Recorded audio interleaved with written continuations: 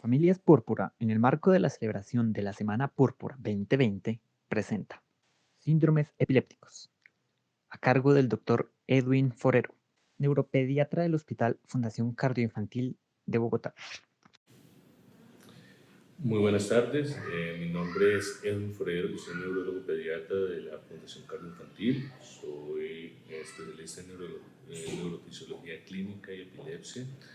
Quisiera hablar el día de hoy acerca de algunos de los síndromes epilépticos que pues hay en la infancia, pues con el objetivo de tratar de disminuir las dudas que han surgido con el paso del tiempo, que a veces no es fácil resolver durante una consulta clínica pues de corto tiempo, de 30 minutos. Entonces, lo primero para mencionar de los síndromes epilépticos es definir qué es un síndrome epiléptico. Entonces, un síndrome epiléptico es un complejo o una cantidad de signos y síntomas que definen una condición epiléptica específica y única. Es decir, se presentan a una misma edad, adicionalmente tiene unas características en los exámenes particulares que hacen que sean distintas a la de otro tipo de epilepsias.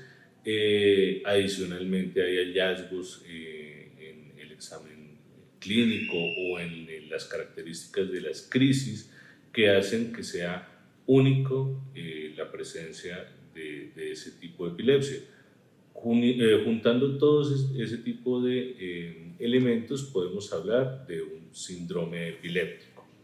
Ahora, digamos que a grandes rasgos podemos hablar de los síndromes epilépticos eh, idiopáticos o sintomáticos, ¿no? Digamos que los idiopáticos hacen referencia a aquellos que tienen una condición genética de base o vienen con algún tipo de predisposición asociada.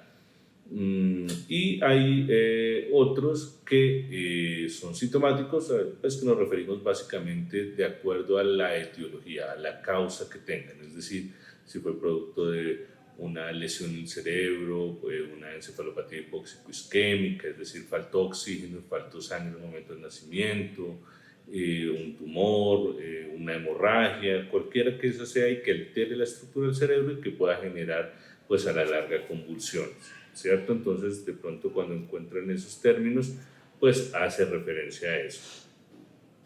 Ahora, dentro de las características clínicas, pues encontramos muchas de estas, ¿no? Una es justamente las características de las crisis que pueden ser muy variadas y el inicio sobre todo. Entonces, yo creo que es más práctico tratar de dividirlos en cuanto a la edad de presentación. Entonces, en el periodo neonatal vamos a encontrar, digamos, unos grupos grandes donde están las convulsiones neonatales benignas. Entonces, hay unas que son convulsiones neonatales benignas familiares y otras que se consideran convulsiones neonatales idiopáticas benignas. Son muy similares, como ustedes pueden ver. Básicamente se diferencia en la característica de las crisis. El primer grupo, que son las crisis neonatales benignas familiares, usualmente arranca muy temprano en la vida, tienen muchos episodios al día, 20 o 30, casi siempre hay una historia familiar y que usualmente hay una alteración genética específica que es la que condiciona este tipo de epilepsias. El otro grupo, las crisis neonatales idiopáticas benignas, pero esas ya no son familiares, ¿cierto? Son solo idiopáticas benignas, en realidad se presentan en niños sanos, a término, a los 5 días empiezan con unas convulsiones focales, es decir, pueden ver que una manito empieza a brincar o la carita de un solo lado empieza a brincar y que con frecuencia puede llegar a configurar un estatus epiléptico, es decir, una convulsión que dura un tiempo muy prolongado. Digamos que ya uno de los síndromes que son más conocidos y que se han escuchado mucho es el conocido síndrome de West, ¿cierto? Usualmente el síndrome de West es una encefalopatía epiléptica que es muy común, si no la más común, y que usualmente tiene una edad de inicio entre los 3 y los 12 meses. Usualmente hay un pico hacia los 5 a 7 meses, pero puede arrancar muy tempranamente desde los 3 meses. ¿Qué es el síndrome de West? El síndrome de West es una triada, es decir, hay tres características principales que definen el síndrome de West. Uno es la presencia de espasmos epilépticos, es un tipo de convulsión bastante, digamos, específico para la edad y que de verse, pues sugiere la presencia de un síndrome de West. Entonces, el síndrome de West también se presenta con unas alteraciones electroencefalográficas determinadas que se llama un patrón de disarritmia. Es algo que ustedes pueden ver anotado en la historia clínica y que de pronto en algún momento lo oyeron mencionar. Y la otra es la presencia de un retraso en el desarrollo a diferentes niveles. Entonces, esas tres características son las que juntas componen y definen el síndrome de West. ¿Cómo son los espasmos epilépticos? Son movimientos de sobresalto. Ustedes ven que el niño está acostado, no hay ningún ruido, ningún estímulo y el niño de un momento a otro hace un movimiento similar que puede ser de estas características o hacia atrás. Ese tipo de movimientos, sin ningún tipo de estímulo, ruido, tacto, que se empieza a presentar varias veces durante el día, pues hay que tener mucho cuidado y hay que obviamente consultar con el profesional especializado lo antes posible. Este tipo de espasmos, como yo les mencionaba, pues pueden ser tanto en flexión como en extensión, como yo les mostraba, y pues que el objetivo más importante es controlarlo lo antes posible. En la medida en que más rápido lo tratemos, mejor puede ser el pronóstico de este niño con este tipo de epilepsia. Las causas, pues igualmente pueden ser muy variadas por alguna alteración en la estructura del cerebro, hay unas enfermedades genéticas que pueden originar alteraciones y síntomas como el síndrome, síntomas y signos que serán diagnósticos de síndrome de West, malformaciones del cerebro, hay también alteraciones del metabolismo que pueden generar este tipo de enfermedades. Usualmente uno logra encontrar hasta en el 50% de los casos algún tipo de evidencia o algún tipo de etiología o de causa, ¿cierto? En otro 50% muchas veces no se logra encontrar. El tratamiento, usualmente la primera línea es el vigabatrin y pues en ese sentido es lo más importante llegar al tratamiento lo antes posible. El pronóstico, como les digo, depende mucho de la causa. Si es algo genético, resuelve fácil, se trató temprano, les va muchísimo mejor, tiene un pronóstico bueno, mientras que si el paciente pues, fue tardíamente tratado o si tiene una alteración en la estructuralidad de su cerebro, pues es posible que el diagnóstico y que el pronóstico sea pues, más difícil. Otra cosa, otro síndrome que tal vez ustedes han escuchado, que es el conocido como el síndrome de Dravet. El síndrome de Dravet también uno, digamos, se puede, o lo pueden escuchar con una epilepsia mioclónica severa de la infancia. Es un nombre antiguo, pero más conocido como el síndrome de Dravet. Los niños y las niñas se afectan por igual, no hay una prevalencia, no hay una predominio entre un género u otro. Usualmente las convulsiones arrancan antes de los 18 meses. En muchos casos, digamos que se refiere como la presencia de convulsiones posterior a la vacunación. No es que sea causa de la vacuna, solo que arranca con fiebre inicialmente, crisis febriles, y después de eso los episodios se vuelven cada vez más frecuentes y se presentan con fiebre y sin fiebre. Muchas veces empiezan por un solo lado del cuerpo, ¿cierto? Empiezan con movimientos de un solo lado, como movimientos repetitivos, ¿cierto? Asociados a fiebre y que a veces pueden incluso presentarse al otro lado del cuerpo en alguno de los episodios. Y Esto hace que también se presenten con frecuencia estatus epilépticos, es decir, convulsiones muy prolongadas que requieren de manejo de urgencias con medicamentos para el control de las crisis. También se empiezan a presentar mioclonías, que son esos brinquitos, ¿cierto? Eso se puede presentar durante este tipo de epilepsia y ya se empiezan a presentar como más tipos de crisis, aparte digamos, de los iniciales de un brazo, del otro, de los brincos, pueden hacer tipos diferentes de crisis a esta edad. Siempre la fiebre va a ser un desencadenante importante de estos episodios, pero digamos, la diferencia con una convulsión febril es que la convulsión febril te da siempre las mismas características, una crisis corta y usualmente no son tan frecuentes. Estamos hablando que con este tipo de síndromes las convulsiones son diarias y muchas veces al día.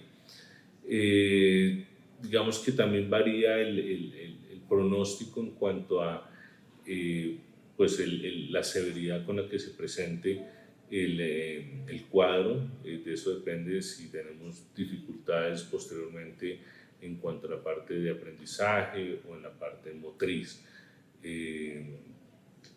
Entonces, ese se puede llegar a un grado de discapacidad, como también puede llegarse a un desarrollo normal. Eso puede pasar. Lo que sabemos de este tipo de epilepsia es que es originado solamente por un gen específico, que es el que nosotros buscamos para confirmar el diagnóstico de este paciente.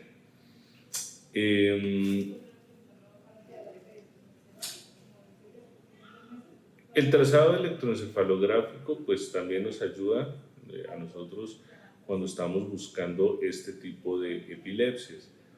Sin embargo, muchas veces uno no tiene unas características tan específicas y por eso a veces es más útil la clínica que los mismos exámenes. Una resonancia puede que sea completamente normal, al igual que los electroencefalogramas, pues no van a ser normales, pero no tienen de pronto unas características tan típicas de una epilepsia, tal vez como el síndrome de West, ¿verdad? El tratamiento, pues lo importante es tratar de determinar y tener una sospecha clínica importante, porque para esos pacientes sí es importante evitar algunos medicamentos que pudieran llegar a empeorar estas epilepsias. Entonces tenemos medicamentos como la carbamazepina, como la fenitoína, que son medicamentos que se utilizan frecuentemente en el servicio de urgencias, pues deben ser evitados porque muchas veces se empeoran y aumentan la presencia de las crisis. Entonces es importante saber y tener una sospecha clínica para utilizar otro tipo de medicamentos que pueden ser más efectivos. Dentro del pronóstico, pues usualmente los episodios se van reduciendo con el tiempo. En la edad adulta, algunos episodios como las ausencias sí disminuyen en una forma importante. Otras convulsiones que se presentan durante la noche son las que se presentan más en la edad adulta. Y pues la presencia de discapacidad pues también varía de leve a severa dependiendo igualmente la severidad del cuadro del paciente, y hay pues de todas maneras una pequeña o una probabilidad a veces de estos pacientes tener una muerte súbita asociada a epilepsia.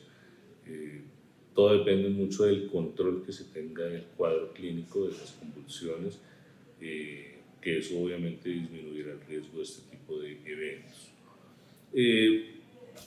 Digamos que dentro de esta edad también encontramos otros síndromes, digamos, un poco más raros, no tan frecuentes. Ustedes encuentran mencionados de pronto el síndrome de Panayotopoulos, un nombre bastante raro, que es una epilepsia benigna del lóbulo occipital de inicio temprano. Hay otra que se llama la epilepsia occipital de inicio tardío, que se llama la epilepsia de tipo Gastaut, pero pues que se diferencian en algunas características clínicas. Obviamente una se inicia más temprano, la tipo Panayotopoulos arranca más o menos hacia los 5 años de vida, tiende un poquito a ser más frecuente en las niñas, son niños previamente sanos. Ese tipo de epilepsias usualmente se conocían previamente como epilepsias benignas de la infancia y tienen pues unas características clínicas que le ayudan a uno a pensar en eso. No tienen muchas náuseas, vómito, arcadas frecuentes durante la noche, pues acompañadas obviamente de frecuentes episodios de crisis, ¿no? Sin embargo, como les digo, es una epilepsia un poco más rara, ¿cierto? Que pues no, digamos, hace parte de lo que nosotros estudiamos. Igual que la epilepsia de inicio tardío, pues que ya tiene otras características que digamos, a nosotros como neurólogos, digamos, las estudiamos justamente porque a veces tiene unos diagnósticos diferenciales con migraña o cosas como esas, pero pues siempre van a tener algún tipo de convulsión. Están otras epilepsias que de pronto ustedes han escuchado que se llaman las epilepsias rolándicas, ¿cierto? La epilepsia rolándica. Básicamente el nombre es debido al área donde se originan las convulsiones, en un área del cerebro que tiene el mismo nombre. Es una epilepsia muy frecuente que arranca hacia la edad escolar, es decir, 7 u 8 años de vida, y que pues puede mantenerse incluso hasta la adolescencia. Frecuentemente afecta a los niños. Las crisis, digamos que son características, se originan en la noche, en el sueño. Solamente el paciente se despierta, siente que le va a dar a veces, presenta movimientos repetitivos de la cara, por ejemplo. Entonces empieza a hacer movimientos repetitivos de un lado de la cara, a veces del brazo igualmente. El paciente muchas veces no pierde conciencia, él es consciente del movimiento. Duran poco, a veces tienen salivación excesiva y pues que pueden darle usualmente, digamos, de forma frecuente. Es raro, pero pueden ocurrir igualmente durante el día, pero la mayoría casi siempre son durante la noche. El electroencefalograma nos ayuda mucho porque tiene unas manifestaciones características en donde vemos ese tipo de actividad eléctrica anormal, como ese cortocircuito en el área rolándica, o sea, en esa área del cerebro que junto a las características de la crisis pues nos ayuda a confirmar el diagnóstico. Usualmente es de buen pronóstico este tipo de epilepsias, responden muy bien a los medicamentos, a la carbamazepina, por ejemplo, a medicamentos diferentes, pues que a la larga controlan los episodios, mientras digamos que esa alteración va mejorando conforme pasa el tiempo. Pero en general los pacientes tienen una muy buena evolución. Les menciono otros que también ustedes puedan encontrar o habrán escuchado. Está, por ejemplo, el síndrome de Landau-Kleffner, ¿cierto? Es una epilepsia un poco más exótica, afortunadamente. Son epilepsias o encefalopatías epilépticas, básicamente porque presentan una actividad eléctrica muy frecuente que se presenta predominantemente durante el sueño y que adicionalmente van a hacer que se devuelvan o que se pierdan algunos de los procesos cognitivos adquiridos, principalmente o inicialmente como el lenguaje. Entonces el paciente empieza a perder la capacidad para entender lo que se le dice y posteriormente empieza a perder la capacidad de expresarse. Entonces son epilepsias más raras, digámoslo así, afortunadamente, pero que pues de pronto ustedes han oído mencionar. Igualmente son epilepsias, digamos, de difícil manejo.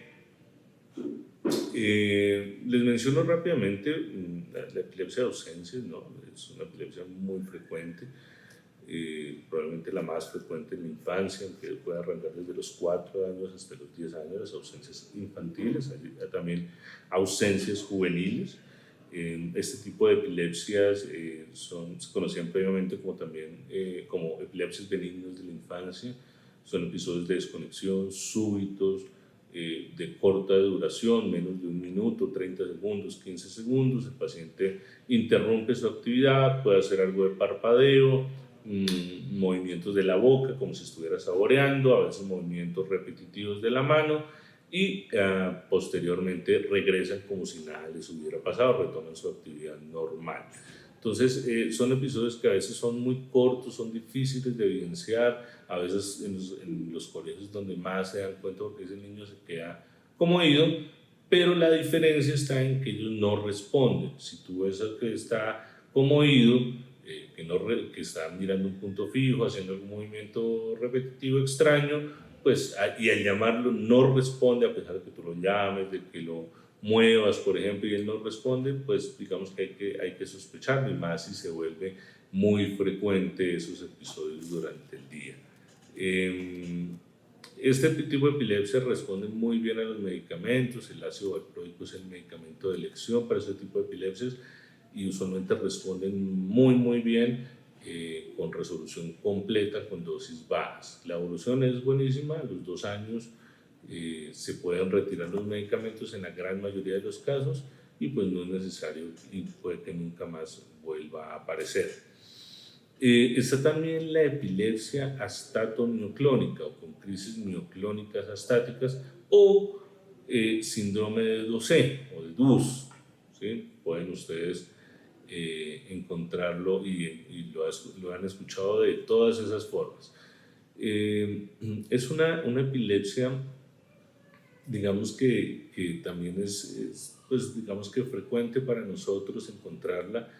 Por fortuna en la población general no es tan frecuente, estamos hablando que es el 1 al 2% de las epilepsias de la infancia.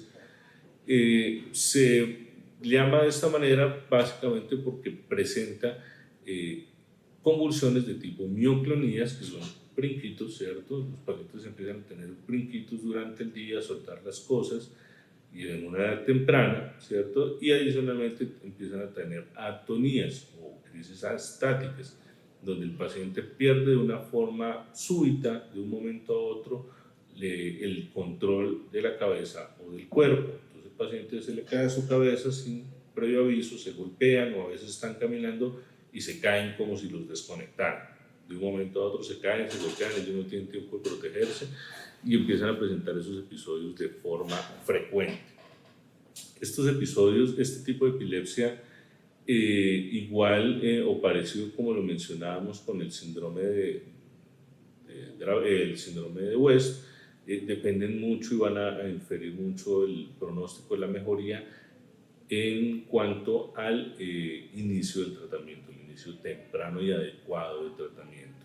Usualmente este tipo de epilepsia se presenta hacia los 2 a 5 años de vida. Se van a presentar con las crisis como yo les menciono, a veces puede presentarse con otro tipo de convulsiones fuertes, de caerse al piso, ponerse todo el cuerpo rígido y moverse, pero la característica esencial es la presencia de las mioclonías y de las caídas como lo mencionábamos. Tiene unas características eléctricas también que nos ayudan a su identificación rápida en la mayoría de sus casos, y pues los tratamientos a disposición están como el ácido valproico, la motrigina, topiramato, levetiracetam, son medicamentos que van a funcionar. Es una epilepsia que muchas veces se comporta de una manera refractaria, es decir, que es de difícil manejo, que requiere más de un medicamento para tratarse. La dieta cetogénica, si ustedes lo han mencionado, y puede ser objeto de un próximo video para explicarles un poco más a fondo en qué consiste, pero es un buen tratamiento para este tipo en concreto, y para los demás también pueden funcionar pues bastante bien. Tal vez uno de los síndromes más escuchados y que de pronto más uno ve en pacientes con este tipo de síndrome es el síndrome de Lennox-Gastaut. Síndrome de Lennox-Gastaut muchas veces puede ser una epilepsia que ya venía previamente. El paciente podía tener síndrome de West y evolucionó hasta convertirse en un síndrome de Lennox-Gastaut. A veces el paciente simplemente arrancó con unas características clínicas que sugieren este tipo de síndrome. También tiene unas características que nos ayudan a diferenciar y a tratar de identificarlo. Usualmente el síndrome de Lennox-Gastaut tiene múltiples tipos de crisis. Es decir, no solo tiene, digamos, crisis clónicas, de un bracito o el otro, sino también tónico-clónicas, es decir, de las que se caen al piso y se mueve todo el cuerpo, tienen ausencias, es decir, que se quedan idos por momentos, tienen mioclonías también, tienen muchos tipos de crisis. Por eso, digamos que cuando empieza a presentarse crisis de diferentes características, le ayudan a pensar, ayuda a pensar que puede ser este tipo de epilepsia. Tiene una alteración cognitiva en la mayoría de los casos, y también tiene un patrón eléctrico que pues es característico en la gran mayoría de casos, que nos sugiere este tipo de epilepsia. Hay muchas causas, alteraciones igualmente en la estructura de su cerebro, enfermedades metabólicas, la mayoría son por algún daño en el cerebro o por la presencia de alguna epilepsia que venía previamente, el síndrome de West, por ejemplo, o algún otro tipo de epilepsia que evoluciona a este tipo de epilepsia que es de muy difícil control, desafortunadamente. Usualmente requieren de más de un medicamento para controlar este tipo de epilepsias. Tenemos que utilizar medicamentos, a veces en conjunto con la dieta cetogénica, y dependiendo de lo que tipo de convulsiones, algunos pacientes son candidatos a cirugías, por ejemplo, pero pues dependiendo de ciertas características o procedimientos de neuroestimulación, como el estimulador de nervio vago, que es otra de las opciones que tenemos. En realidad tenemos que utilizar todo lo que tengamos a nuestra disposición. Tal vez el último tipo de epilepsia que podría mencionar es la epilepsia mioclónica juvenil. Es una epilepsia muy frecuente en la adolescencia, arranca a los 12 años aproximadamente, hasta los 18, puede ser toda la adolescencia. Usualmente los pacientes empiezan a presentar mioclonía, los brinquitos, ¿cierto? Empiezan a tener algo y lo sueltan, se lo echan encima, y pues también pueden estar acompañadas de otro tipo de convulsiones, a veces convulsiones de que se caen al piso, movimientos generalizados, y que pues son característicos que presentan a esa edad con esos episodios de mioclonías, pues van a conformar una epilepsia mioclónica juvenil. Son epilepsias que en su gran mayoría son muy bien, responden muy bien al medicamento. Con el ácido valproico la mayoría de veces se controlan completamente, igualmente con el levetiracetam funciona muy bien. Usualmente los pacientes cuando se controlan no vuelven a tener episodios. Sin embargo, un pequeño porcentaje que, a pesar de que lleven 2 o 3 años libres de crisis, controlados con el medicamento, cuando se suspende vuelven y aparecen algunos episodios, así sean en años después. Entonces, digamos que en gran medida se utilizan medicamentos pues, para un manejo a largo plazo, pero que igual este tipo de epilepsia no tiene ningún tipo de alteración en la parte del desarrollo, en la parte de aprendizaje, ni nada. Entonces, también, digamos, en el pasado se consideraban epilepsias benignas de la infancia.